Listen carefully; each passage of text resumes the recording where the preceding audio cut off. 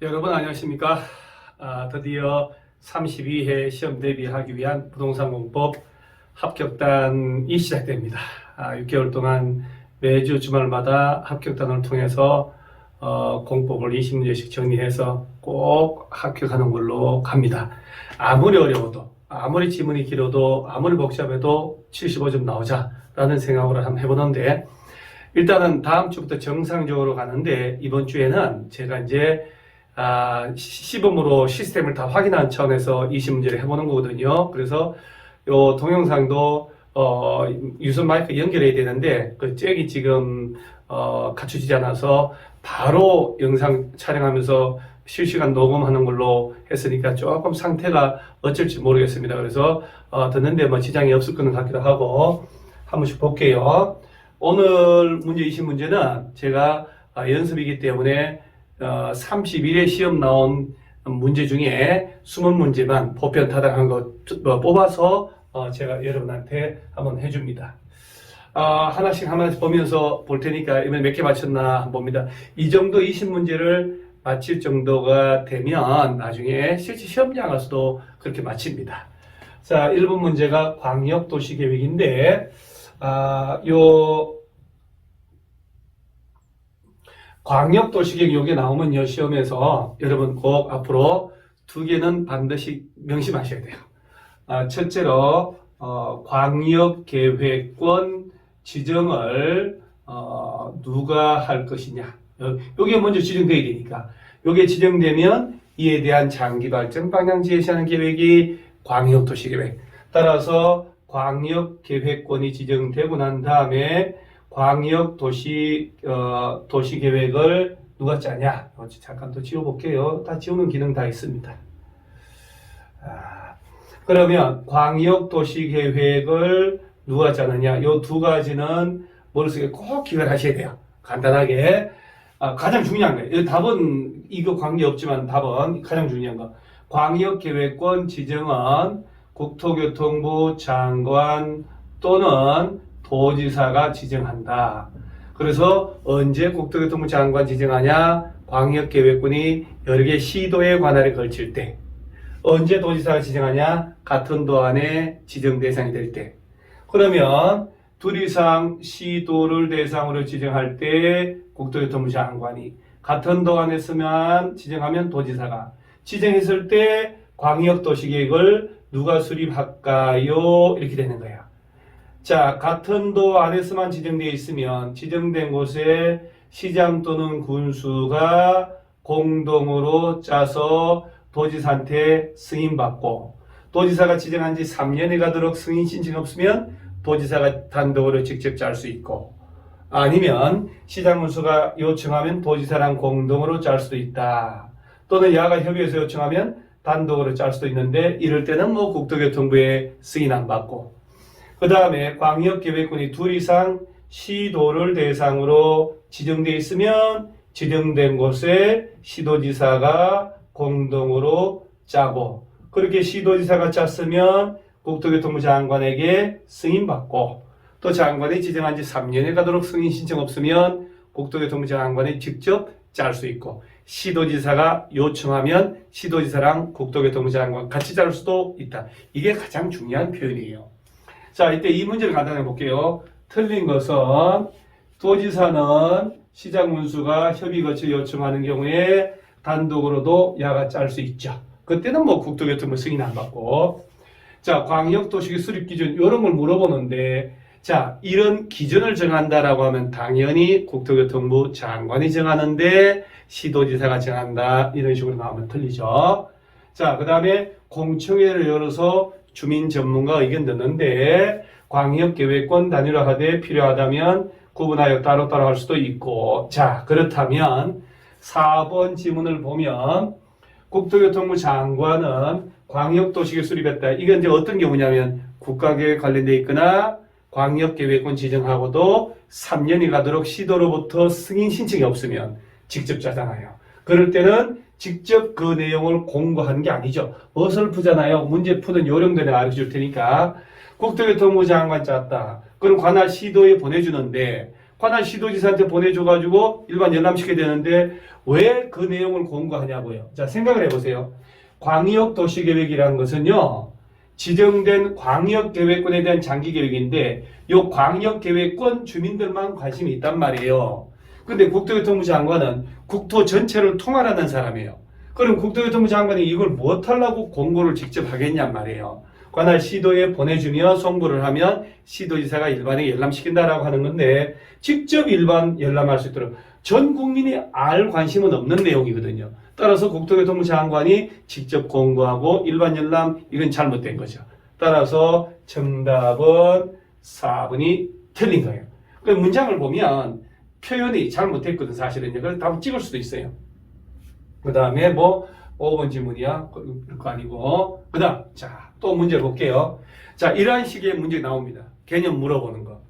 자, 이거는 초벌에도 공업 기능, 유통, 물류 기능 중심으로 개발, 정비할 필요가 있는 용도지구. 개발한다고 그랬죠? 개발진흥지구인데 유통, 물류잖아요. 유통, 물류. 산업, 유통, 개발진흥지구. 그래서 이렇게 물어보면 기본적인 학습이 되면 다 맞힐 수 있는 문제죠. 3번. 주는 문제입니다. 자, 일단 10번 문제니까 제가 너무 자세하게 설명하는 것은 자, 다음 주부터 하고요. 이 문제는 이제 간단하게 설명을 하고 넘어가는 걸 볼게요. 도시군 관리계 결정이다. 틀린 것은 자, 원래 우리 도시군 관리 계획은 결정권자가 요즘 결정에 관련된 거죠. 결정권자는 시도지사나 50만 넘는 대도시시장이 해요. 그런데 예외적으로 꼭 기억할 점은 개발 제한 구역은 국토교통부 장관만 결정할 수 있다. 또 수산자원보호구역은 바다의 왕자 해수부 장관이 결정하고 이렇게 결정권자예요. 그런데 이때도 주의할 점은 지구단위 계획 관련돼 가지고 일반 시장 군수가 직접 지구단위 계획 위반했다면 직접 결정할 수도 있어요. 그래서 이게 결정을 관련한 건데, 자, 이 질문도 알아놔야 돼요. 앞으로도. 시장 군수가 위반한 지구단위 계획구역 지정 변경에 관한 도시군 관리 계획은 도지사한테 결정해달라고 신청할 필요 없죠. 직접 시장 군수가 결정합니다. 개발 제한구역, 요거는 국토교통부 장관. 이게 31회 시험 나온 거예요. 그 다음에, 3번 질문도 시도지사가 지구단위 계획을 결정할 때는 도시계획위원회뿐 아니고 건축위원회, 도시계획위원회 공동심의 거쳐야 되는 게 지구단위 계획 결정할 때 건축 제한이 용도 제한 들어가거든요. 따라서 이것도 맞는데 요거 질문도 읽어 놓으셔야 돼요. 그냥 단글로 나와요. 자, 그 다음에 국토교통부 장관은 관계중앙행정기관장 요청이 없어도, 자 봐요, 없어도 국가안전보장상 기밀, 참 문제 어설프게 많이 냈는데 안전보장상 기밀, 국가안전보장상 기밀을 지켜야 한다는 판단은 국방부에서 하는 거지 국토교통부에서 할 게 아니잖아요. 그러면 있다고 인정되면 중앙도시계획 심의를 거치지 않고도 결정할 수 있다. 이것도 어설프잖아요. 그러니까 아니 국토교통부 장관 자기가 뭔데 안전보장상 기밀이 있다고 해서 막 생략하고 이러냔 말이에요. 그래서 국토교통부 장관은 결정을 할 때 관련 부처하고 협의하고 중앙도시위원회 심의 거치는데 안전보장상 기밀을 지켜야 되겠다라고 관계행정기관장이 요청이 들어오면 절차를 생략할 수 있다라고 하죠. 따라서 틀린 것은 정답이 4번이 틀려야 되죠. 4번이 틀려. 이런 문제 보면 참 문제 읽다 보면 몰라도 아이 말도 안 돼 라고 합니다. 그 다음 5번 질문 꼭 반복해 놓으셔야 돼요. 도시군관리계 결정의 효력은 지형도면을 고시한 날부터인데 고시한 날의 다음 날부터 라고 낼 수 있다는 거 아셔야 돼요. 지형도면을 고시한 날부터. 자, 그 다음에, 자, 이게 자연취락지구인데요. 제가 작년에 시험장 가기 전에 자연취락지구 안에 건축 제한에 관한 거 꼭 나온다라고 여러 번 얘기했는데, 그대로 나온 거죠. 자연취락지구 안에서는 4층 이하에서, 건축할 수 있는 건축물에 해당하지 않는 거 대놓고, 조례는 고려하지 마라. 그래서 대통령령으로 정한 바에 따라서 공통으로 지을 수 있는 게 있고, 조례가 정한 바에 따라 지을 수 있는 거 있는데 조례는 고려하지 마라. 그러면 대통령령으로 정한 바에 따라 건축할 수 있는 거 찾아봐라. 아닌 거 찾아라. 이 얘기거든요. 이건 암기해 놓으셔야 돼요. 자연취락지구 안에서는 단독주택을 지을 수 있다. 공동주택, 그 다음 1종 건생, 2종 건생, 2종 건생 중에서도 휴 1 단란안마 제외, 휴게음식점, 일반음식점, 단란주점, 안마시소소 제외하고 2종 건생 다 된다. 그 다음에 우리 외울 때 동물들을 운동시켜서 창고에 넣어서 삐딱한 놈 교정하고 라고 외우거든요. 동식물 관련 시설, 운동시설, 창고시설, 농업용 창고, 교정 및 국방군사시설, 그 다음에 방발이, 방송통신하고 발전시설은 설치할 수 있다라고. 이게 아닌 거 찾으라는 얘기예요. 그 단독주택은 지을 수 있다. 동식물 관련 시설, 일종 건생, 건생 되니까 장례시설은 허용되지 않는다라고 한 거예요. 그래서 일종 자연취락지구안에서 요거는 뭐 모의고사든 기출문제든 어차피 외워야 되니까 단독주택 1종, 2종 건생, 2종 건생 중에서도 휴 1 단란안마 제외, 휴게음식점, 일반음식점, 단란주점, 안마. 그 다음에 외울 때 동식물 관련 시설, 운동시설 이렇게 막연하게 외우면 연상이 잘 안 되니까 동물들을 운동시켜서 창고에 놓고 삐딱한 놈 교정한다 이렇게 외우면 돼요. 동식물 관련 시설, 운동시설, 각종 창고시설, 그 다음에 교정군사시설, 그 다음 방발이, 방송통신, 발전시설. 이거는 허용이 된다. 이렇게 됩니다. 자, 그 다음에 개발행 허가 기준인데, 자, 봐봐요. 여러분요. 이런 걸 그 기준을 다 못 외워도, 아니, 내가 개발행이라는 게 건축물 건축, 공작물 설치, 녹관자 안에서 물건을 한 달 이상 쌓아놓는 것, 토지의 형질 변경, 토수교 채취, 토지의 일정한 분할, 이거 개발행위 허가받는 거잖아요. 근데 허가 신청 왔을 때 허가권자의 기준을 물어보는 거예요, 기준. 그런데 이 기준에 해당하지 않는 걸 물었는데 보면 쭉 이렇게 나오는데 자금 조달 계획이 목적 사업 실행에 적합하도록 수립되어 있을 거예요. 아니, 내가 건물 짓든 형질 변경하든 내가 자금을 어떻게 조달할지 그것은 기준이 될 수 없는 거거든요. 그런데 이런 식으로 물어보는 거예요. 경관 계획이 수립되어 있으면 그에 적합하고 매립 목적이 도시군 계획이 적합해야 되고 각종 토지 분할하고 물건 사놓는 행위에 임목 벌지가 수반에 일단 기준이 있단 말이에요. 근데 자금 조달하고는 아무 관계 없죠. 자금이 있든 말든 그 사람 사정이고 너는 법적인 허가 기준에 따라서 허가만 해주고 안 해주고 판단만 하면 되거든요. 이게 문제의 정답이란 말이에요. 따라서 기출문제를 가다 보면 낯선 문제 같은데 어이가 없이 저건 말이 안 되지 하는 문제들이 나와요. 왕왕 나옵니다. 자, 이게 이제 우리가 국토법에서 기반시설 부담구역 안에서 기반시설 설치할 때 내는 돈인데 200제곱미터 초과하는 신축이나 증축을 할 때 돈을 내야 되잖아요. 그러면 200 초과는 신축, 증축할 때 기반시설 부담구역 안에서는 건축 허가 받으면 2달 내에 부과를 하고 사용승인 신청할 때 내면 된다. 해놓고 돈 낼 돈이 없으면 토지 등으로 물납을 허용할 수도 있다. 그래서 우리가 물납이라고 수업 시간에 워터로 낼 수 있다라고 했지만 물건으로 대신 낸다. 이렇게 이해하라고 했잖아요. 이렇게 물어보는 거예요, 이런 거. 그래서 실전에 가서도 여러분요, 아주 그냥 초보 전기가 30% 정도 나와요. 그런 걸 실수를 하면 안 돼요. 그런 거 마치고 거기다가 좀 더 공부를 한 걸 맞춰서 70점씩 나올 수 있거든요, 사실은. 뭐 이게 준업 문제죠.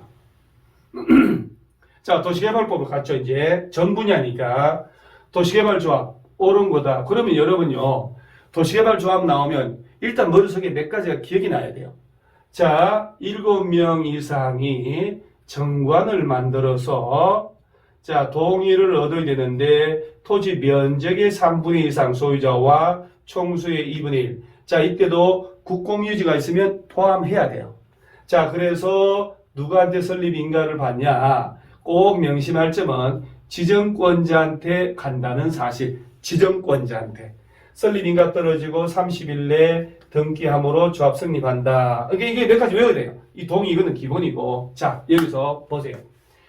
토지 소유자가 미성년자면 조합원이 될 수 없다. 이게 말이 안 되죠. 조합에 임원의 결격 사유는 있어도 조합원의 결격 사유는 없어요. 따라서 지주 중에 5살 먹은 아기가 있다. 또 할아버지가 정리 상속을 해줬다. 그럼 토지 소유잖아요. 잔데 조합은 되는 것도 문제가 없죠. 임원이 될 수가 없죠. 미성년자니까. 이런 식으로 내요. 조합원은 보유 토지 면적 관계없이 평등한 의결권 가지기 때문에 공유 토지면, 자, 이까지는 맞아요. 공유 토지면 공유자별로 의결권 가진다. 자, 땅 한 필지를 A, B, C 세 사람이서 3분의 1로 공유를 하고 있으면 이 중에 대표 공유자 한 명만을 의결권을 행사하도록 합니다. 그래서 이것도 잘못했죠. 자, 조합은 개발사업 전부를 환지 방식으로 할 때 시행자가 될 수 있지요. 자, 조합 설립 인가 신청하려면 토지 면적의 3분의 2 총수의 2분의 1로 바꿔야죠. 그리고 딱 외워야 되는. 그러니까 기계적으로 외우셔야 돼요. 도시개발조합은 설립하려면 7명. 왜? 재개발조합, 재건축조합은 재개발조합 5글자 아닙니까? 5명. 그런데 도시개발조합 7명. 도시개발조합은 7글자니까 7명. 이렇게 외우셔야 돼요. 그 다음에 시군구가 아니고 지정권자. 면적의 3분의 2 총수의 2분의 1 해서 다다닥 외워놓으셔야 돼요. 그 다음에 소유자가 조합 설립 인가 신청에 동의하였다면 이후 조합 설립 인가 신청 전에 동의 처리하였더라도 소유자는 동의제에서 수에서 포함된다. 처리를 하면 그만큼은 제외되죠. 그래서 이 정도 문제도 풀리는데, 자, 이 문제 의도를 아셔야 돼요. 1번 지문은 긴장을 하고 성급하게 풀다 보면 1번 지문이 맞다라고 할 수 있는 함정을 만들어 놓은 거예요. 함정을. 그 다음 답은 3번으로 쉽게. 그래서 함정만 잘 넘어가면 된다. 개발구역의 해제죠, 해제. 자, 여러분 해제 들어가면 이거 워낙 중요한 거죠. 개발 사업을 할 때 개발 계획을 먼저 짜고 개발구역을 지정하고 그 다음에 지정권자가 시행자 정하면 얘가 실시의 인가를 받거든요. 계획을 짜고 구역 지정을 했으면 구역 지정하고 3년 되는 날까지 실시계획에 인가 신청 안 하면 다음날 풀려버려요. 이제 그 대신 예외로 구역을 먼저 지정을 하고 나중에 개발계획 짤 수도 있죠. 그러면 2년 된 날까지 개발계획 수립 고시 안 하면 다음날 풀리죠. 330만 넘어가면 5년이고. 자, 또 개발계획을 짰다 하더라도 3년 내 실시계 인가 신청 안 하면 풀리는데, 자, 이 문제 얼마나 어설프냐면 가로속에 들어갈 숫자 바르게 나열했죠. 자, 점점 2개인데, 자, 개발구역이 지정고시된 날부터, 자, 구역을 지정한 후에 개발계획을 수립한단 말이거든. 그러면 구역 지정하고 2년 된 날까지 개발계획 수립 고시 안 하면 그 2년 된 날 다음날 풀리는 단서를 잡으세요. 개발구역 면적이 330만 이상이면 5년으로 한다라고 돼 있잖아요. 여기 줬죠, 지금. 근데 두 번째 문장 보면, 자, 보면 330만 이상이면 5년으로 한다 이렇게 됐잖아요. 이것도 5년 들어가야지. 그러면 요 둘이 똑같아야 돼요. 이렇게. 그러니까 뒤에가 5년 들어가는 게 벌써 세 개로 압축이 되잖아요. 압축이. 그러니까 이게 지금 이 안에가 답이 힌트가 들어가 버린 거예요. 지금 이거 생각할 필요도 없지. 두 번째가 개발계획 수립했다면 그때부터 3년 되는 날까지 실시계획 인가 신청 안 하면, 그러니까 실시계획 인가 신청 나오면 3년. 330만 이상이면 5년. 요것만 알면 되는데 문제 무엇을 푸냐는 사실은요. 여기에 힌트 줘버렸으니까. 그래서 요 부분은 언제 나와도 이상하지 않기 때문에 연습해 주셔야 돼요. 그래서 계획을 짜서 구역 지정했을 때는 3년 된 날까지 실시계획 인가 신청 안 하면 다음날 풀린다. 구역을 먼저 지정하고 나중에 개발계획 짤 때는 2년 개발계획 짜라. 330만 넘어가면 5년. 그리고 개발계획 짰다 하더라도 또 3년 내 실시계획 인가 신청해야 돼요. 그래서 실시계획 인가 신청 나오면 3년 꼭 외우시기 바랍니다. 그리고 다음날 풀린다는 거. 자, 총회 의결사항 중에 대의원회가 대행할 수 없는 것. 도시개발조합의 총회에서 대의원회는 총회의 권한을 대신하는 거잖아요. 그 대신에 정계환이라고 외우라고 그랬어요. 정계환. 그래서 정관. 그 다음에 개발계획 수립 변경. 정관의 변경, 정관 개발계획, 환지 계획이지. 환지 예정지가 아니에요. 그 다음에 조합 장 뽑는 것, 조합 날려버린 것. 즉, 임원회 선임, 조합의 합병과 해산. 요거는 반드시 총회에서만 해야 돼요. 이거는 외워놓으셔야 돼요. 정계환. 그 다음에 장 뽑는 것, 조합 날려버리는 것. 이건 반드시 총회에서만. 따라서 정관 개발계획, 조합장 선임, 합병인데 예정지를 살짝 헷갈리게 만들어 놓은 거예요. 환지계획의 수립이거든요. 환지계획. 이 환지계획이 관련된 거는 그래서 정계환 환지계획의 수립 변경이라고 해야 되는데 예정지라고 해버렸단 말이에요. 그래서 이건 답이 4번. 그러면 여기까지 이렇게 봐도 10문제째인데 31회 시험에 엄청 어려웠다 하더라도 기초 탄탄하면 절반 정도는 우리가 먹고 들어갈 수 있다는 거예요. 사실 여러분들이 이제 기억이 팍팍팍 안 나서 그렇지. 자, 이때도 10번 문제 정비법. 시장 운수가 정비구역 지정하기 위한 직접 정비계획 위반할 때 조사 확인해야 할 사항으로 명시되어 있지 않은 것은, 자, 여러분, 시장 운수가 정비구역 지정하려고 정비계획 짤 때 조사를 해야 된대요. 그런데 그게 아닌 것. 참 이것도 웃기는 문제죠. 주민산업 현황 조사해야 되죠. 건축물 소유자 누군지 해야 나중에 관리청계 수립하지. 가격도 해야 평가 나중에 청산하죠. 교통상 다 하는데, 자, 관계 중앙행정기관장의 의견은 오히려 의견의 청취 대상이면 몰라도 관련 부처 장관의 의견을 뭐 달라고 조사를 하냐 이 말입니다. 여러분, 몰라도 찍어야죠. 몰라도. 이런 식으로 냅니다. 이런 식으로 냅니다. 실전에 가면. 그래서 어설프잖아요. 그래서 중앙행정위원장의 의견은 청취 대상이 될지언정 조사 대상이 될 수는 없다는 사실이에요. 자, 그 다음에 11번에 자, 이 조합 설립인가인데 우리가 정말 여러분 정비법에서 재개발조합, 재건축조합 설립할 때 동의받는 거 반드시 알아야 되는데, 자, 제가 요령 가르쳐 드렸죠. 재개발 사업의 추진위원회가 조합 만든다 그러면 이거 빈칸밖에 안 내는데 뒤에서부터 1, 2, 3, 4만 집어넣으면 다 돼요. 그래서 토지적인 소유자 4분의 3 및 토지 면적 2분의 1. 그러면 1, 2, 3, 4 찾아가보면 볼까요? 1, 2, 요 중에 하나네요. 3, 4, 이건 다 맞네. 그러면 자, 재건축은 각 동별 과반수, 전체 구분 소유자 4분의 3 및 전체 토지 면적 4분의 3 요거 나와야 되고, 그런데 재건축을 할 때 단지가 주택단지가 아닌 지역이 구역에 포함됐다 그러면 손가락 4개 딱 펼쳐놓고 한 학씩만 꺾으면 돼요. 주택단지가 아닌 지역에 토지든 건축물의 4분의 3 이상 및 토지 면적의 3분의 2 이렇게 4분의 3, 3분의 2 채우면 끝이라고 해요. 간단하지요? 그래서 꼭 외울 때 재개발 나오면 가로 2개니까 1, 2, 3, 4 쓰고, 재건축은 동별 과반수, 전체 4분의 3, 전체 토지 면적 4분의 3 하고, 단지가 아닌 지역이 구역에 포함됐네요 나오면 4개 딱 펼쳐서 순서대로 4분의 3, 3분의 2 하면 답 오케이.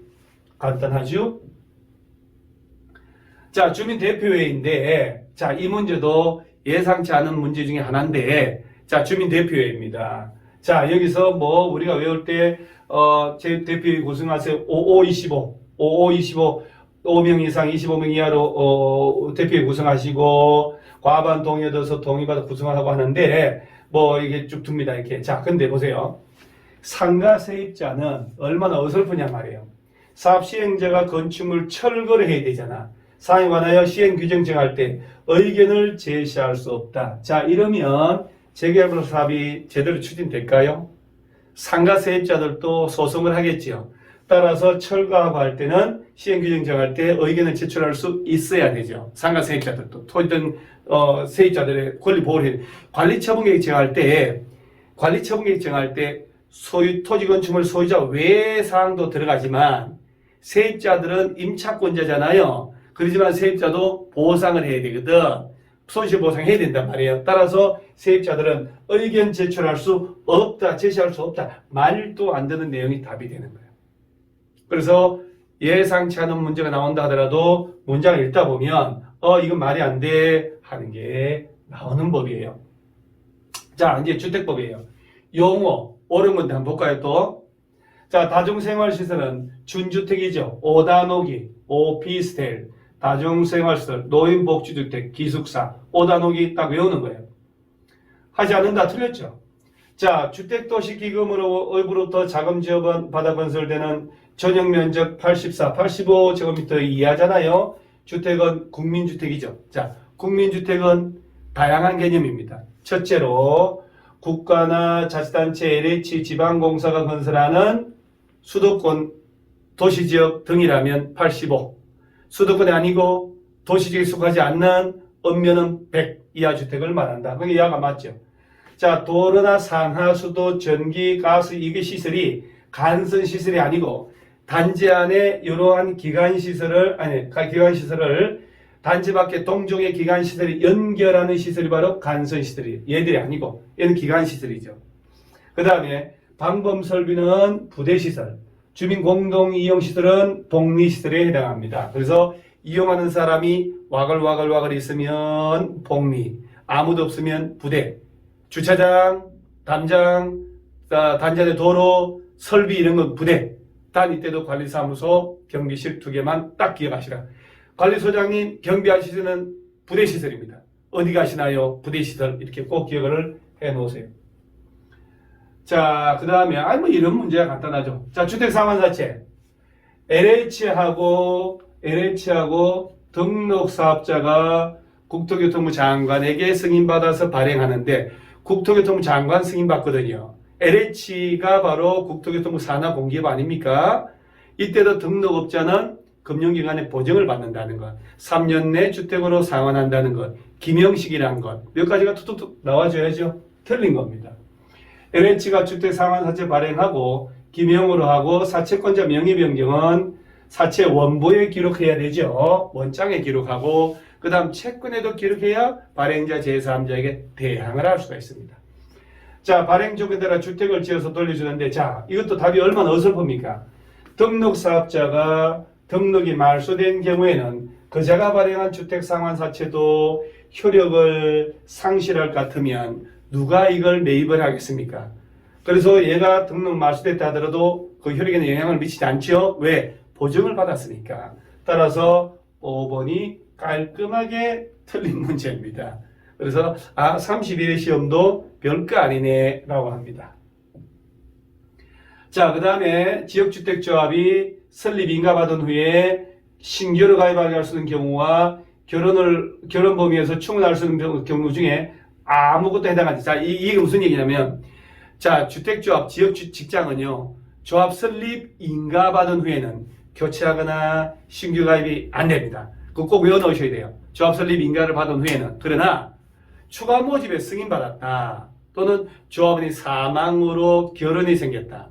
탈퇴해서 조합원들이 예정 세대수의 50% 미만됐다.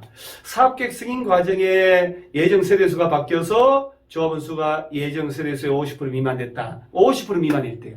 그러면 이제 추가 모집할 수 있죠. 그게 아닌 걸 찾아라는 얘기예요. 그러면 답은 여기도 봐요. 40% 됐다, 60% 됐다. 그러면 이 둘 중에 하나가 답이거든. 얘들은 답이 될 수 없으니까. 그럼 나라도 연습을 최소한 했다면 50% 미만일 때니까 60%가 됐다. 조합원이 탈퇴했는데도 조합원 수가 예정 세대수의 60%가 됐다는 얘기는 아직 50% 넘었잖아요. 신규가 안 됩니다. 50% 미만 됐을 때. 자, 300세대를 짓기로 했는데 조합원 150명 확보했단 말이에요. 그러면 법적으로 문제 없죠? 그 중에 50명이 도망가 버렸어. 100명밖에 안 되죠. 그럼 예정 세대수의 50% 미만 됐잖아요. 이러면 추가 모집할 수 있다는 얘기예요. 이때 추가 모집할 때 여러분 또 하나 더. 그 자격 요건이 되는지 판단하는 기준일을 정해줘야 될 거 아니에요. 이 사람이 무자격자다, 6개월 거주했다라는 걸 판단할 때는 조합 설립인가 신청일 기준이 된다는 거 꼭 기억하시고, 그럼 변경되면 사업계획 승인 신청일까지 변경인가 신청을 해야 돼요. 그런 거 꼭 알아놓으시기 바랍니다. 똑같이 나온다기보다는 응용해서 이 주제는 또 나오니까. 자, 건축법, 용어, 옳은 것은 건축물을, 자, 이 문제도 얼마나 어설프냐면 이전한단 말 나와줬죠. 이전하는 건 건축에 해당한다. 자, 건축은 신축, 증축, 개축, 재축, 이전을 말하거든요. 따라서 이전도 건축이죠. 그런데 자, 5번을 보세요. 기존 건축물이, 자, 4번 건축물을 내력벽을 해체하여 같은 대지의 다른 위치로 옮기는 게 이전이래요. 이전의 개념을 줘놓고 또 이전을 또 써먹었죠. 문제 어설픈 거예요, 사실은. 자, 이전이라 하면 건축물의 주요 구조부를 해체하지 아니하고 라고 해야죠. 따라서 얘는 딱 봐도 틀렸죠. 내력벽은 주요 구조부니까. 내기 바보지죠. 그래서 이 문제도 어설프, 둘 중에 하나가 답이 돼버리는 거예요. 자, 고층 건축물에 해당하려면 30층 이상이거나, 수도 없이 얘기하죠. 높이가 100, 이고가 아니고 이거나. 초고층은 몇 층 이상일까요? 50층 이상이거나, 높이는요? 200m 이상. 천재지변으로 멸실이 돼서 똑같이 지으면 재축인데, 정정 경우보다 연면적을 늘려서 지을 때는 신축. 그 다음에 기존 건축물이 있는 대지에서 건축물의 내력벽을 증설하여 건축 면적을 늘린다, 증축이. 그래서 이 정도 레벨로 내지요. 따라서 답은 1번입니다. 1번. 자, 대지가 2000제곱미터다. 건축할 때 조경. 원래 대지가 200 이상이면 조례가 정한 만큼의 적용을 해야 되죠. 어차피 조경과 공개공지는 자주 나오잖아요. 200 이상일 때 적용하는데, 자, 외우셔야 돼요. 또 녹지 지역에 건물 지을 때는 적용할 필요 없네요. 자, 관리지역, 농림지역, 자연환경 보존지역이면 도시지역 외잖아요. 당연히 적용할 필요 없지요. 단 지구단위 계획구역 지정되면 적용 좀 하세요. 자, 그 다음에 축사랍니다. 축사, 돼지 키우는데 뭐들라 적용해요? 돼지에 염분 등이 함유되어 있대요. 적용해봐야 말라 죽죠. 가설 건축물도 들고 뛰면 아깝잖아요, 적용이. 자, 그 다음에 이제 중요한 게 공장인데, 5천이 안 되는 대지에 공장 짓거나, 연면적 합계 1,500 미만의 공장 짓거나, 산업단지 안에 공장 지을 때는 적용 안 해도 돼요. 자, 그러면, 물류시설. 1,500 미만의 물류시설은 적용 안 해도 되는데, 주거지역이나 상업지역에서는 적용을 1,500 안 돼도 해야 돼요. 자, 적용 조치해야 되는 것. 자, 공장인데 공장 짓는 땅이 5천에 안 되네. 적용할 필요 없죠. 그 다음에 가설 건축물은 들고 뛰니까 할 필요 없죠. 녹지 지역에 뭘 짓든 할 필요 없죠. 그 다음에 축사 면적 얼마든 할 필요 없죠. 따라서 물류시설은 주거지역이나 상업지역은 1,500이 안 돼도 적용을 해야 하네요. 따라서 문제만 잘 읽으면 되죠. 17번은 답이 1번이 되죠. 그러니까 이걸 연습해 놓으셔야 돼요. 연습하면 콜. 자, 건축물의 면적 산정 옳은 것은 뭐 이런 것들도 쉬운 문제입니다. 30일에 시험 나온 거 절반 가까이 풀어봤는데 이 정도면 우리가 풀 수 있겠구나 하는 자신감입니다. 공부는요, 자신감하고 집중력입니다. 자, 공동주택으로 지상층에 설치한 생활 폐기물 보관함의 면적은 바닥 면적에 산입하지 않는다. 지하층에 설치한 기계실, 전기실도 용적률 산정할 때 바닥 면적에 산입하지 않는다. 건축물의 높이 제한 규정을 적용할 때 1층 전체 필로티가 설치됐으면 건축물의 높이는 필로티 층고를 제외한다는 것은 건전한 상식, 커먼 센스, 건전한 상식. 따라서 정답은 3번. 층고라고 하는 것은 방의 바닥구 주체 윗면으로부터 위층 바닥구 주체의 윗면까지로 한다. 아래면이 아니고. 건축물이 부부에 따라 그 층수가 다르면 그중 가장 많은 층수와 가장 적은 층수를 평균하여 반응들이면 한다. 자, 예를 들어 볼게요. 건물 요렇게 짓는 거예요. 요렇게 하나의 건물 짓는데, 자, 가 부분, 나 부분, 다 부분. 자, 건물 요렇게 지어요. 전자 칠판이라 1층, 2층, 3층, 4층, 5층, 6층. 7층, 8층, 9층, 10층. 자, 요건 3층, 6층, 10층짜리. 자, 부분에 따라서 층수가 다르면 이때는 어떻게 한다고 그랬을까요? 가장 많은 층수의 건축물로 본다라고 해야지. 이게 먼저 어설픕니다. 많이. 따라서 깔끔하게 답은 3번. 자, 이게 농업진흥지역, 농지법. 자, 여러분, 농업진흥지역은 누가 지정할까요? 농지법에서. 누가? 후라이팬 손잡이, 시도지사가. 자, 이럴 때 녹관농자라고 외워야 돼요. 도시지역 중에서는 녹지지역, 도시 외 지역은 다 가능한데 녹지라도 특별시의 녹지지역은 제외합니다. 따라서 농업지정적 지정할 수 없는 지역은 특별시 녹지. 이건 뭐 1500번은 한 것 같아요. 수업 시간에. 바로 맞히죠. 그 다음에 농지 임대차 나옵니다. 임대차 틀린 것은 있는데 이건 이제 중간에 개정된 걸 물어본 거죠. 자, 농지의 임차 뭐 다른 건 한번 읽어보시고요. 농작물의 재배시설로서 비닐하우스 같은 거 설치했다 그러면 임대차 기간은 5년 이상으로 해야 한다라고 했는데 너무 중간에 개정돼서 프린터도 붙여주고 이렇게 했거든요. 그래서 농지 임대차가 이번 시험에 나왔다. 농업지정이 나왔다. 그러면 자, 농지의 개념, 농업인의 개념, 그 다음에 농지정 이쪽으로 또 세게 보셔야죠. 8가지 20문제 푸는 거예요. 자, 여러분요. 20문제 풀어봤더니 30일에 시험 나온 절반이거든요. 아, 우리가 공부하는 각도로 가면 저 충분히 풀 수 있네 라는 생각을 하셔야 돼요. 자, 이제 요까지가 올해 대망의 6개월 동안 합격단 진도를 나갈 때 시범으로 한번 해본 거예요. 다 잘 되고 있나 해보는 다음 주에 아마 유선으로 연결해서 하기 때문에 음향 상태는 훨씬 더 좋을 겁니다. 오늘 하루 이번 한 번만 조금 한번 잘 봐주시고요. 눈과 비는 구름에서 나오고 번개가 치면 반드시 천둥이 온다. 센 바람이 일어나면 파도 또한 거세지고 바람이 없으면 바다도 잔잔하다. 이 말의 의미는 인생의 철학인데 뭐든 시도를 해야 돼요. 그래야 성공이든 실패든 얻을 수 있고 그래서 여러분들이 일단은 공인중개사 시험에 도전을 했기 때문에 시도는 하신 거예요. 큰 걸음을 내딛은 거예요. 결론은 반드시 합격을 해야 되지 않습니까? 그래서 이번 시험은 어떻게 나올지 모르기 때문에 합격단 잘 활용하셔가지고 반드시 우리 같이 손에 손잡고 합격하는 걸로 갑니다. 명작공법은 여러분의 합격을 진심으로 기원합니다. 자, 여러분들 32회 시험 반드시 합격합니다. 화이팅! 자, 이만 마치겠습니다. 수고하셨습니다.